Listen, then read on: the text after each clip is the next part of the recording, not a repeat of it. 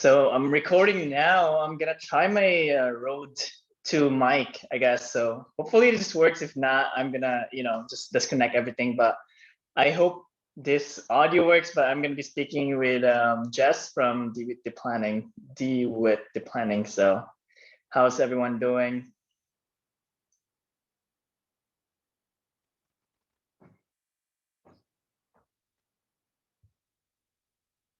Hello, hello. Can you hear me? Can you hear me okay or now? I think you muted. I think you muted, Jess. Yeah, there you go. Can you hear me okay though? What's that? Can you hear me okay? Hold on, I have to put my It's all good. Take your time, Jess. I'm really excited to be able to speak with you. But I have my podcast gear from so I figured the audio will be good. Wait, can you hear me? Can you hear me though? Because I'm trying a mic. Yeah, I can hear you. So you can hear me? Yeah, so you have to make sure the mic is like on, you have to go to like where the mute button is, and then you can click select a microphone and just make sure that microphone's clicked.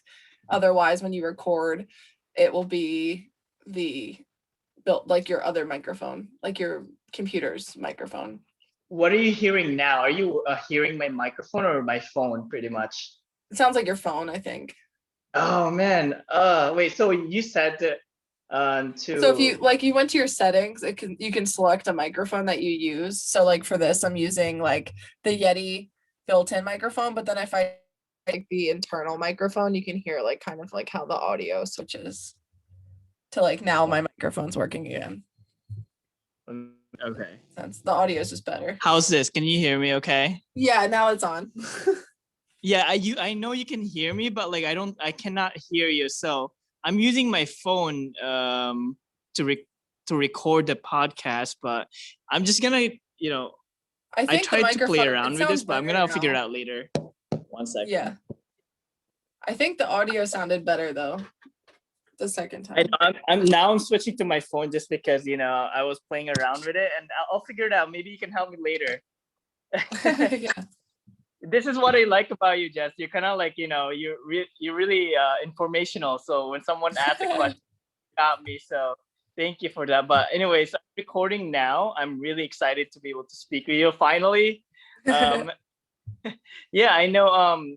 Jess and I go back way back last year. It seems like it was yesterday, but it all started at the Becca's room, and all I remember was you with the notepad. You were ready to write something up. But anyways, it seems like it was yesterday. But thank you again for coming in, and yeah.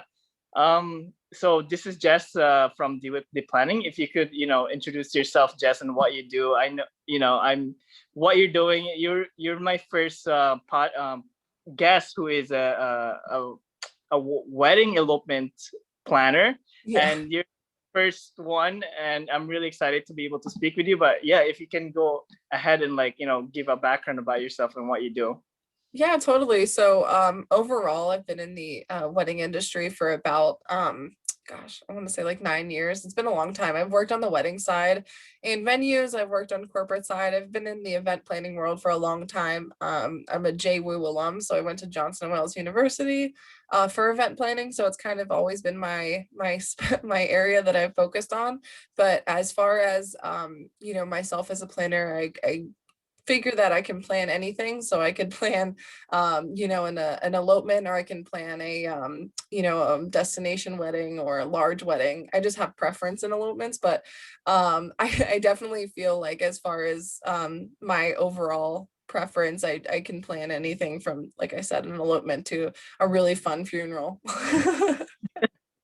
Okay, so you what do you mean by like preference of elopement? Like what are you like, what is that like? Like what's your preference in working with elopements?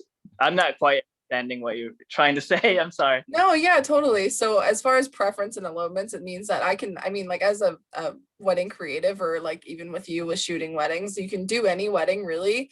There's no limit to that. It's more so just what I have personal attachment to. So I really love the weddings where they're more of an experience. It's more of a weekend overall event rather than just one day. And the traditional like country club type wedding isn't necessarily something that I thrive in or like enjoy as much as say an elopement, where we're having more of an intimate experience with a close group of people, like on a side of a mountain or something really fun that's more enjoyable than, maybe just more the selective experience.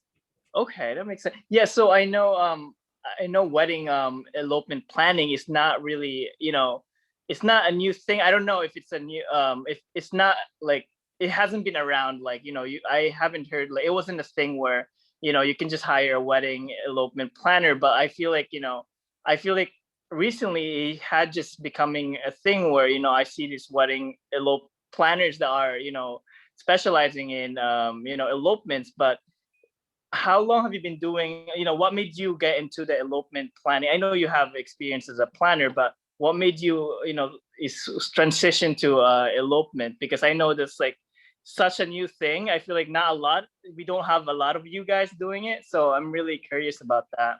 No, totally. And I feel like it's similar to like everyone having their similar style with photography or videography and like how you process, your creativity. But as far as with me, I do a lot of those weddings where it was the chandeliers, greens and whites, different types of weddings that were more traditional. And I did, at one point when I was working at a venue, I did 90 a year. We had like 3 weddings a weekend, sometimes 2 weddings a day.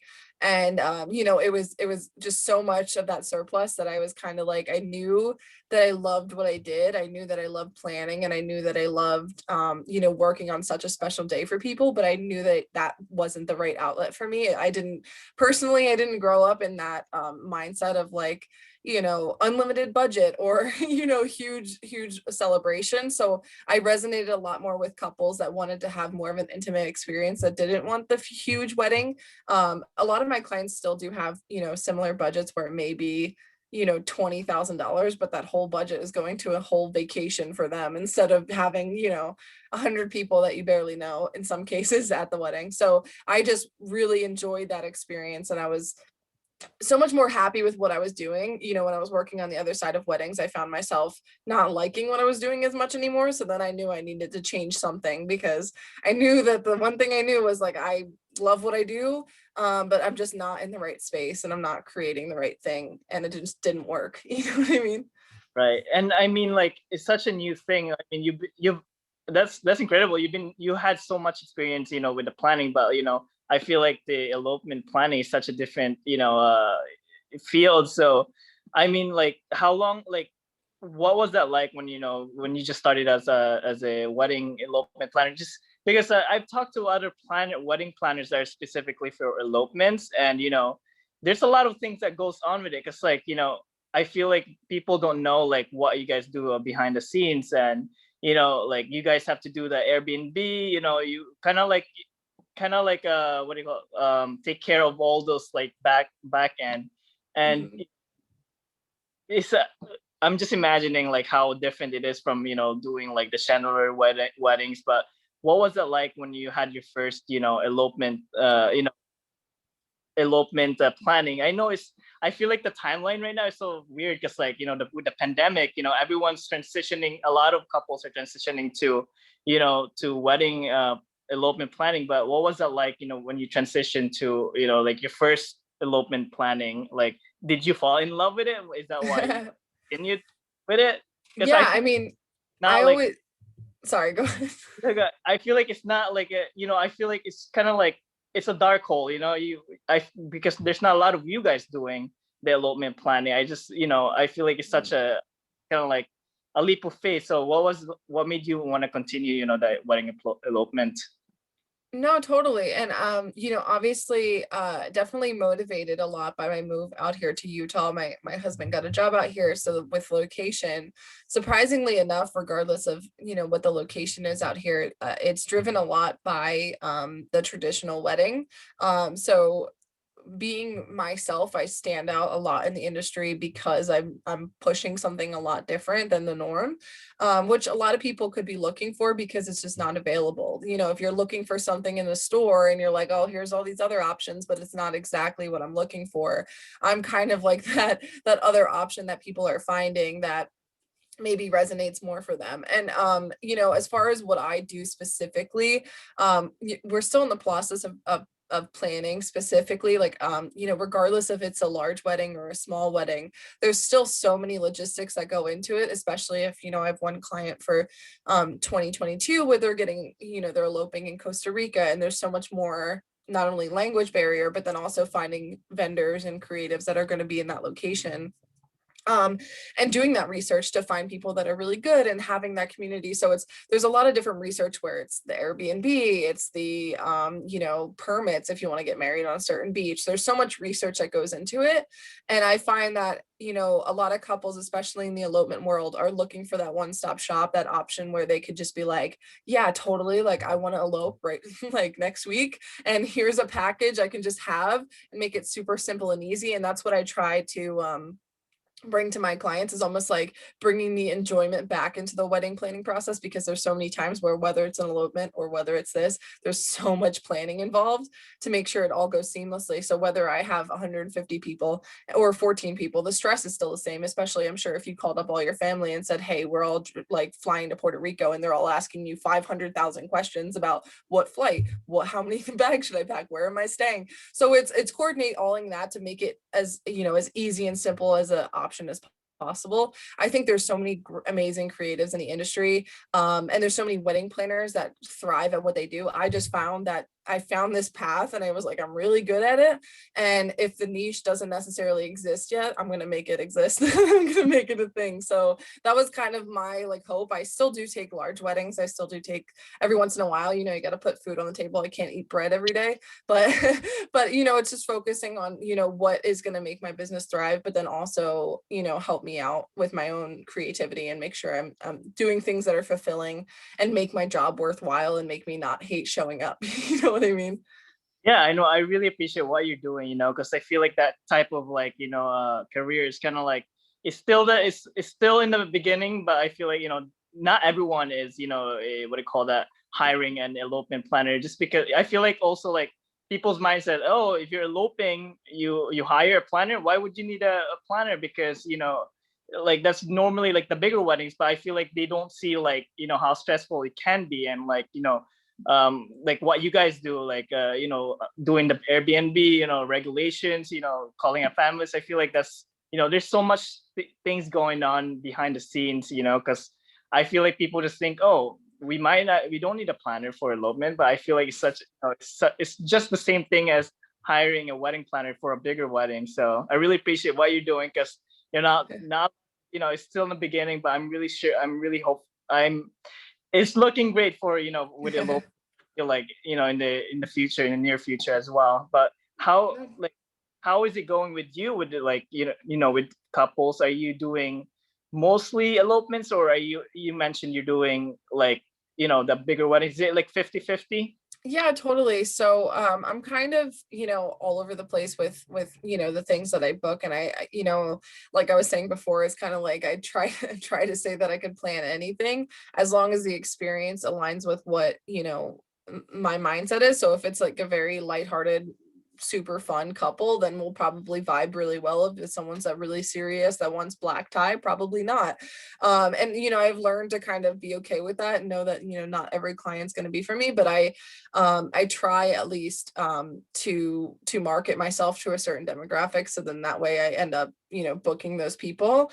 But as far as overall, I would say it's a healthy mix. I mean, I have, you know, I have probably like 23 weddings this year, 19 of which I'm traveling for. So that's why I kind of, you know, say elopement, but then I also say destination wedding planner, because yes, I'm based in Utah, but I fly all over the place.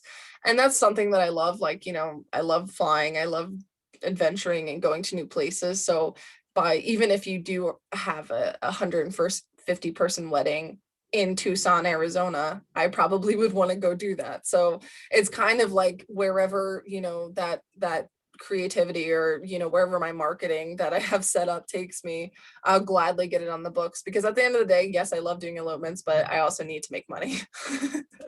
Right. And I know, like, you cannot, it's not like, like hard to, like, the elopement planners that I've talked to, it's kind of hard to starting out, especially, because like there might not be a lot of people that are looking for planners that are elopement, but if it seems like for you, you're really, really like motivated to just grow your business. I've seen what you put out there.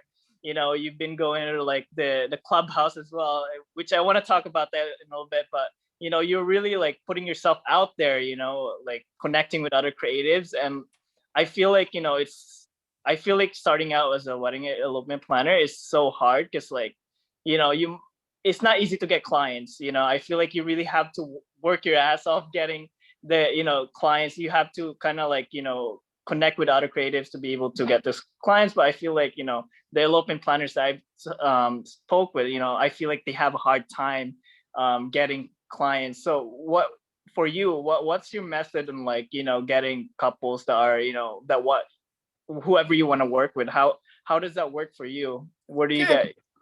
So, I mean, like typically, like when I started my business, like the first thing that I kind of devoted money into and invested myself, like I was on the Knot, I was on Wedding Wire. I developed my base with booking clients because, while all the styled shoots that I was doing are amazing, it's also great to have a portfolio that's your own. I was coming from working at venues where there was most likely a planner involved, there was florist involved, there was a bunch of different people. So I didn't want to post that as my own work when, I just, everything that I put on my Instagram, I wanted it to be like content that was mine. And luckily with, being a small intimate wedding planner, in that aspect where, I have there's COVID and people are doing backyard weddings, which are almost in many cases harder than doing like a typical venue wedding. So that increased my ability to be able to book a lot more people, because so many people were like, I need a tent, I'm confused. And they looked to me as, someone they could book for that aspect. I find that personally, I'm just a very social person. So I put myself out there, and then I just built a brand off of that, of being who I was. So then that way it was just so easy for me to create content. It was so easy for me to write captions and put stuff out there, because I didn't have to think twice about it. It was just like, this is who I am, this is my business, and here it is. So then it made my job so much easier. I wasn't like, oh, I need brand photos taken, so let me put this boho hat on and, be this person that everyone I know will probably like, but it won't be me. And it's harder for me to be that person. One of the things that I say all the time, and I'll say it in clubhouses and all, like everywhere, is that, I spend like an absurd amount of time working on my business every week. Sometimes I'll have 70-hour weeks, some days I'm, traveling the whole weekend, the whole week, whatever it may be. So that's way too much time for me to not be myself. So by me building my brand off of being myself, I can show up on my on days, I can show up on my off days, I can show, like, people know exactly what they're getting. So by me being that, clients see that on my website, on my Instagram, on everything that I put out. So half the time when they're calling to do a consultation, they already know exactly what they're getting. And I find that so much more beneficial, because then if people don't like the energy that I put out, or they don't like me as a person, they're not going to call and have a consultation with me, because they know, like, yeah, I definitely, that's not what I want. So then I know that all those calls I'm getting are going to probably turn into booked business, because they know me so well. They know everything about me. They're really just calling to be like, hey, nice to meet you. Okay, let's do it. So that's kind of what helps me a lot, is to just unapologetically put myself out there. So then when the time did come for clients to start booking, and you also know too, with me working within the community, having close friends like Becca, Abigail, that I genuinely value, but then they also too have sent me so much business by me making that a valuable relationship. Same with you. I've sent you clients before too. It's being a genuine person, and like just putting yourself out there, and like being there when they need you, but then also doing it for not selfish reasons, like actually like wanting to be like, oh yeah, like sure, I'll refer you eventually, and not just be like, hey, can you refer me, like send you a DM, like genuinely making that connection. So that's what I try to do, at least. And I feel like that's helped me a lot with, a lot of my referrals come from photographers or other creatives, so it definitely helped me in the beginning stages for sure. Right. And I noticed that, like your brand, what you created is so like, like it's really you, like especially your brand name is like Dewitt. Let's Dewitt planning. You know, Let's do it. good. I love everything you put out there, and and that's so true. Like being genuine with other people, will get you so much ways.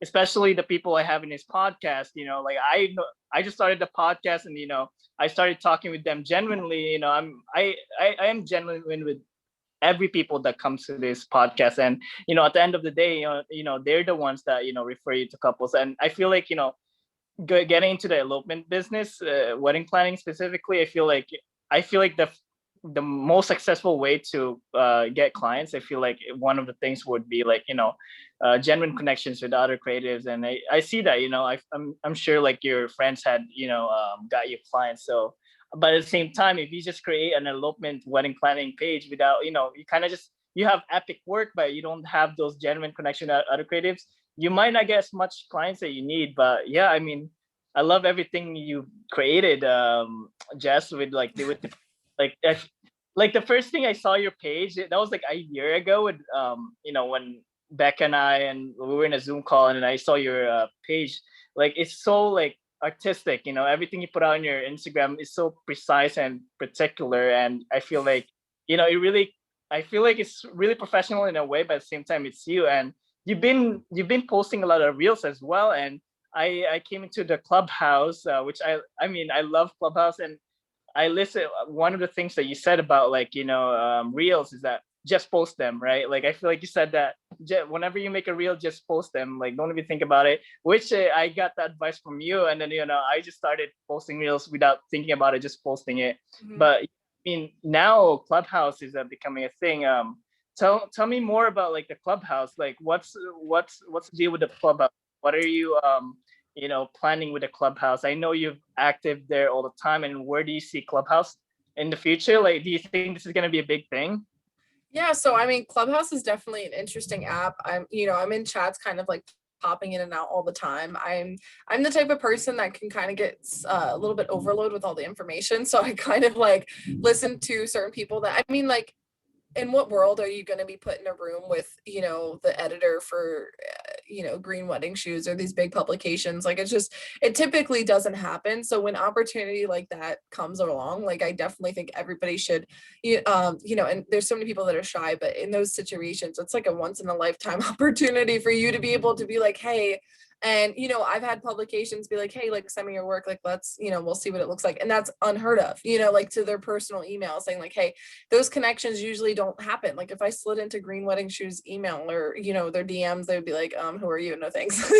So that's what the great thing about Clubhouse is, it offers those opportunities to people. I personally feel like there's always going to be people on there. I always call out DJs, but they're the people that flaunt about how like great they are and how amazing they're doing. I feel like me and Becca have tried to create a side of Clubhouse that's more of like the humble side, where we keep it real and just talk about different things. We recently started a group that's called Keep It Real Creatives. And it's just all about having, hosting rooms that don't make you feel like you're not doing enough. Because there's so many times you get caught up in that on Clubhouse when it's like, this is how you can make a 5-figure, 6-figure business. And it's like, let's just drink coffee and edit photos. You know what I mean? So we try to keep it as low key as possible. And just, we still, I mean, me and Becca still have like a wealth of information and we still have so much to offer. But we don't like to come at it like we're better than anyone else method. So that's kind of what we tried to create with that. And yeah, so we are starting to do Clubhouses every Tuesday and Thursday. We've done sporadically some, but now we're going to start doing them every Tuesday and Thursday. And we actually have a podcast of our own launching together. So that'll be really fun, but that's for mainly like people that can't catch us on Clubhouse or don't feel like talking. I know a lot of people don't like to communicate back to us. So just being able to listen and not feel like you're going to get called on, that's kind of what the podcast was for, to talk about what we've been talking about in the Clubhouse, but then just make it in a form so people can listen to it again. And that's kind of like what our main focus was, but we're really excited about it. So yeah, you guys are so consistent with the Clubhouse. I'm actually part of the group. What's funny, I listen to like, I just get notification about the group. I'm like, oh, join, because I feel like what you guys are putting out there in Clubhouse is so like, I feel like free space, so it makes me feel comfortable, joining in. And that's amazing that you guys are creating a podcast as well. I feel like, that's such a great way to connect with other creatives as well, like what we're doing now. But what's the podcast about? You mentioned like you're going to be talking with creatives through Clubhouse, the podcast. Yeah. So I mean, the podcast, definitely we were able to kind of find the people that we wanted to speak to on Clubhouse. So that's kind of like the main drawing towards. So like people that are like, hey, if you like what we're talking about Clubhouse, we also have a podcast that we talk about these things about. So it's kind of just brings everything full circle.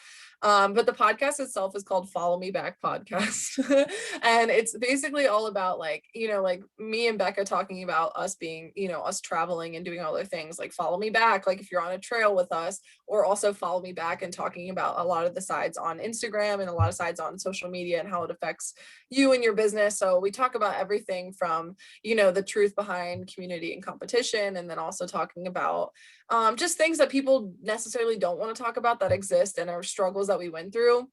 And we talk about everything from the perspective of, where we were at one point, where we are now, and where we're going, and like how that's going to affect people. But we mainly wanted to make it so a platform so people can feel like we're all on equal playing fields. We're all equal together. You don't need to look up to us. You don't need to we don't look down to you. And we're just all together. And just that's the type of community that we wanted to create with it. Well, that's a great thing that you guys are doing. That's really amazing. I feel like the podcast is really, I feel like everyone is gonna transition to like listening to podcasts. I mean, I don't know about you, but I've been listening to a lot. Like most of my time, listening to podcasts rather than video. But yeah, I think that's such a great idea. You guys are starting your own podcast. I can't wait to hear about more episodes. Like your hear it. And yeah, going back to elopements. I know 2021 is such, with a lot of my couples or any vendors, they have so much uncertainty. What's gonna happen this year? What's your goal for this 2021? Like, so you're doing this full time, right? Yes. So what's your goal for 2021? Like, what are you like mainly trying to achieve this year? I'm curious about that. Yeah, totally. So, I mean, there's obviously a lot of, overall comfort that comes with all the news that's been breaking about, the vaccines and everything that's been coming out this year. I feel a lot more optimistic about everything that's going on.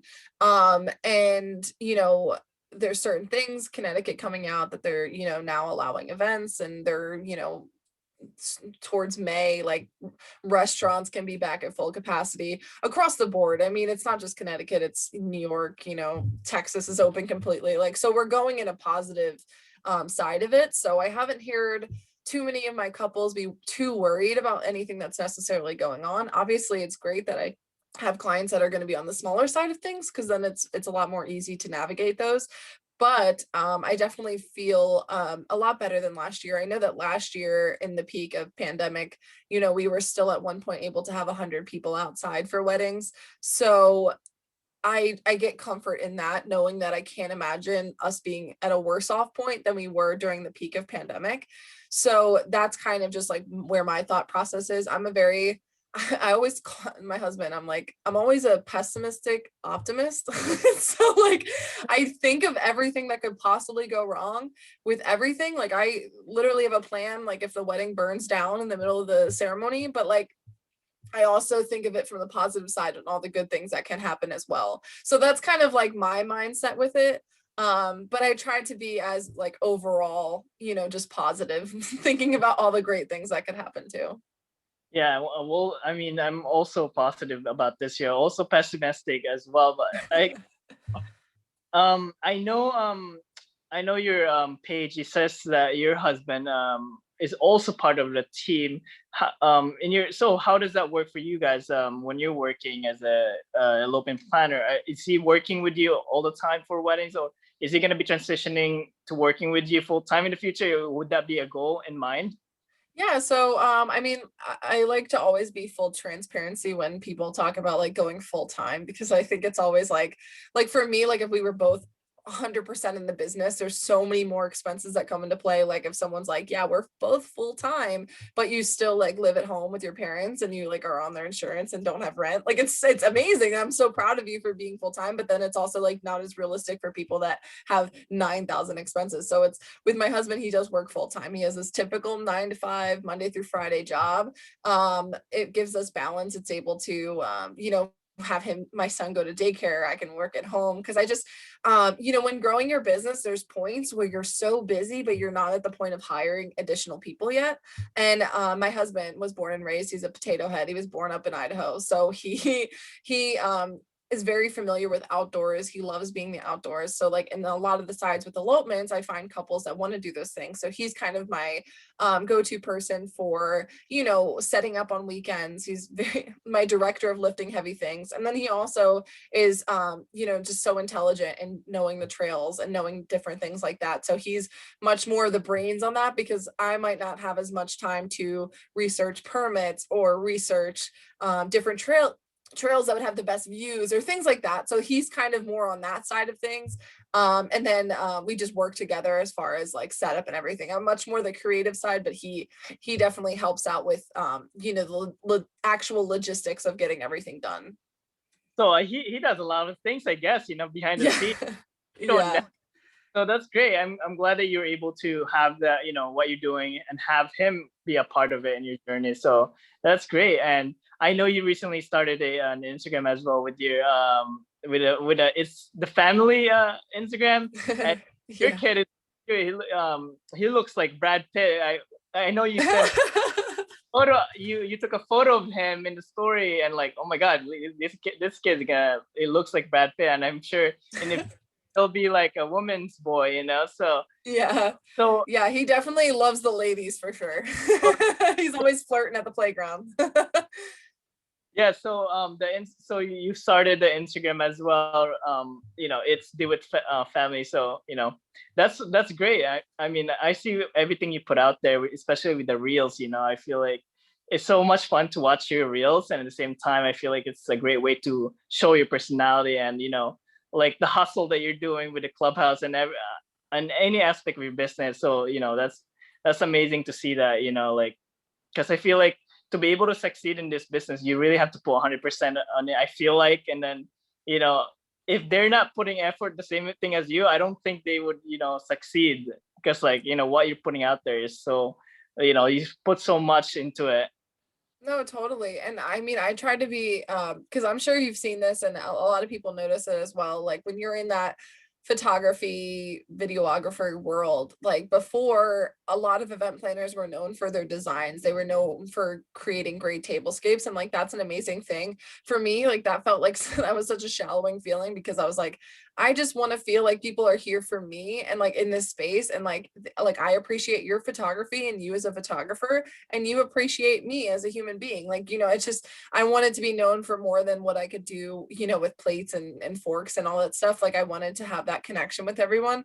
So while every single photographer I knew had this like cult following of people that were like in love with them and like everything they did, like they wanted to know the coffee they drank in the morning and like all these different things about these people, not just the photography, but then when you go into like a stationery or if you go into cake decorators or if you go into everyone else, basically everyone kept this professional front that was like, this is my business and I'm an event planner and this is, but me, I was like, I want people to know me and who I am. And then if that's what you enjoy, because at the end of the day, like you spend a lot of time with your photographer, but you also spend a lot of time with me. Like if we're going hiking for 6 hours, like I don't want you to push me off the side of a cliff. I want you to actually like who I am.